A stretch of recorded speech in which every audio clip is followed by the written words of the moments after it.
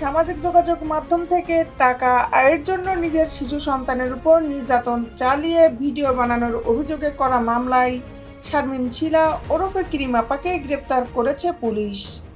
গতকাল বৃহস্পতিবার ঢাকার সাভার পৌর এলাকা থেকে তাকে গ্রেপ্তার করা হয়।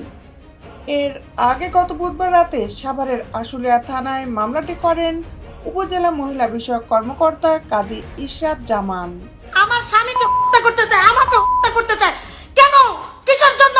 কার বাড়াবাতে ছাই দিয়েছি আমি? আমাকে একটু মায়া করেন, আমার ফ্যামিলিটার দিকে।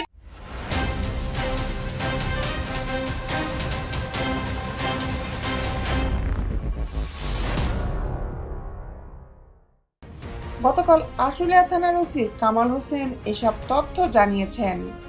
তিনি বলেন, শিশু আইনে মামলাটি করা হয়েছে। আমরা মামলাটির তদন্ত করছি। আসামিকে গ্রেপ্তার করা হয়েছে। মামলার এজাহারে বলা হয়েছে, আশুলিয়ায় বসবাসকারী শারমিন শিলা ওরফে কিরিমাপা পেশায় একজন বিউটিশিয়ান। স্থানীয় বাইপাইল এলাকায় কিরিমাপা বিউটি পার্লার নামে শারমিন শিলার একটি প্রতিষ্ঠান রয়েছে।